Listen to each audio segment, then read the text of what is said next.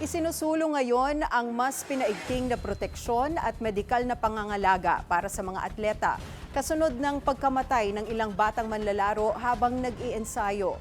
Ang detalye sa Agenda Weekend Report ni Sheila Salaysay. Sa loob ng ilang buwan, nagluksa ang Philippine basketball sa biglaang pagpanaw ng tatlong batang manlalaro. Isang grade 8 student, si Ashlyn Abong ng NU at si Israel Friday ng UP Men's Basketball Team. Isang trahedyang nagbukas ng tanong kung nasosobrahan ba ang mga atleta ng walang sapat na proteksyon. Isa sa nangunguna sa pagsusulong ng kamalayan ay si sports safety advocate Cara Malonga. Bilang ina, atleta at medical practitioner, patuloy siyang nananawagan para sa mas maagap na pangangalaga sa mga manlalaro.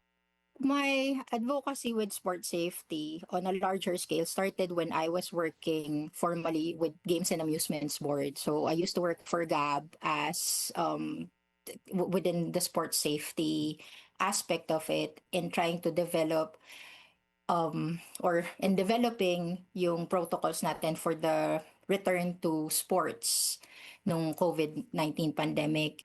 Giit pa niya, nagsisimula ang kamalayan sa pakikinig sa sariling katawan.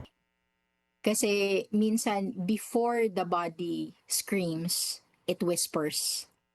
And sadly, with athletes, sometimes we do have the mindset that we need to push, we need to rest. Yun nga, rest is for the weak.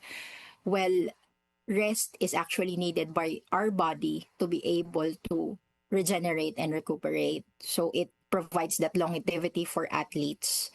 So it's just about finding the balance really and proper guidance as well. Sa University of the Philippines, ang kaligtasan ng mga atleta ay tinitingnan na ngayon bilang isang tungkulin na dapat unahin at hindi binabaliwala.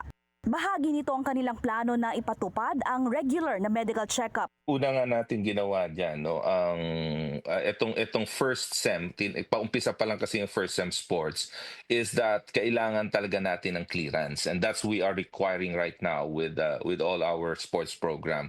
No, we need to go back again and be tested, and to make sure that before we can go and compete, we need to have some medical clearance.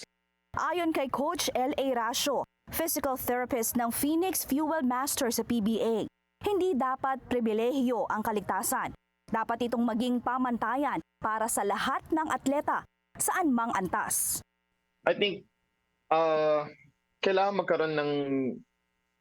mag-usap-usap, yung mag-collaborate lahat ng mga physical therapists or medical representatives of the different PBA teams and even collegiate teams or commercial league teams para magkaroon ng standard kung paano i-approach yung mga ganun, para maiwasan na yung mga future na incidents.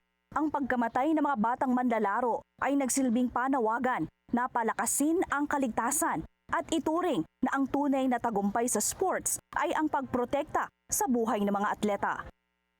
Para sa Agenda Weekend, Sheila Salaysay, Billionaire News Channel.